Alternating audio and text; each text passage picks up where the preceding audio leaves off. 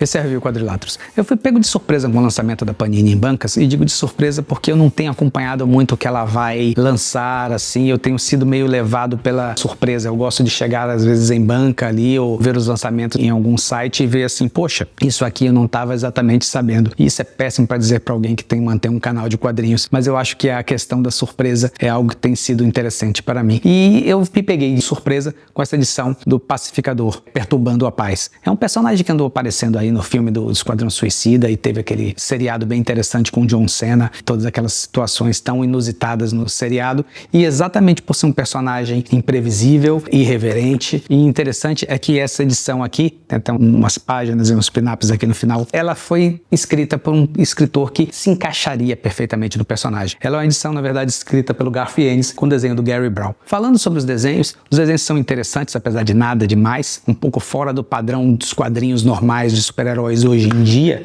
mas é algo que seria muito comum de se ver na década de 80, no início da década de 90, com aquelas histórias do Questão, umas histórias do Batman. Não é o tipo de desenho exatamente que você, na época, torceria o nariz ou acharia diferente. Hoje, até um tanto quanto mais surpreendente de uma edição de quadrinhos. Mas o que acontece aqui com o texto do Garth Ennis, e quem conhece Garth Ennis sabe do que eu estou falando, Garth Ennis é um autor que não tem nenhum limite, ele não tem nenhum pudor de transformar os heróis ou transformar a violência em algo engraçado e em algo imprevisível. O Garth Ennis tem uma mão muito boa com relação a isso. E o problema do Garth Ennis, no meu ver, é quando ele não tem nenhum tipo de freio e passa aquele limite do que é considerável possível e de repente se desgringola aí, ou parece um carro descontrolado descendo a ladeira. Eu não gosto do Garth Ennis quando ele é totalmente Garth Ennis. Eu gosto do Garth Ennis quando ele tá com algum tipo de percepção ou de limitação, de repente por um personagem que não é criado por ele, ou um personagem que ele não pode passar sobre certos limites. É interessante ver como ele trabalha nisso. Quando ele não tem limites, por mais que seja violento, eu acho um tanto quanto amorfo, sem nenhum tipo de surpresa. Você vê alguns trabalhos com ele, como Preacher ou como The Boys. Hoje em dia os dois são seriados, foram transformados em seriados. E quanto, na verdade, em alguns pontos, e eu falo sobre The Boys em alguns aspectos aqui, o seriado fica mais viável ou mais rentável do que propriamente o quadrinho original, exatamente porque eles botam um certo freio no Garth Ennis ou no texto do Garth Ennis ali naquela adaptação. E é então interessante eu falar sobre isso, que o problema dessa edição aqui é que ela é uma edição que seria extremamente comum para você estar vendo até numa revista de mix, na década de 80, início dos anos 90, aquela Batman em formatinho, que você tinha o Questão ali, muito interessante, o Batman logo depois de ano 1, inclusive a coleção começou exatamente com o ano 1 do Miller, e você tinha personagens como Sombra, e você de repente tivesse essa edição ali no meio, ou na revista Os Caçadores, para mim foi o melhor mix da Abril durante todos os tempos, ela não estaria destoando em nada, ela seria uma boa história mensal comum, ela não seria nada especial. E aqui ela é lançada com uma forma especial, ela foi lançada lá nos Estados Unidos pelo selo da Black Label, da DC, que é a Vertigo, na verdade, essa recauchutada, e ela realmente não é o tipo de quadrinho mensal que você vê hoje em dia, mas se encaixaria perfeita nos anos 80 e no início dos anos 90. O que ocorre é que o texto não é exatamente primoroso. Você começa aqui a ler e você já sabe exatamente o que a coisa vai acontecer, o que não é uma coisa ruim dentro de um personagem ou dentro de uma história, de uma revista de mix, mas para uma edição especial é um tanto previsível,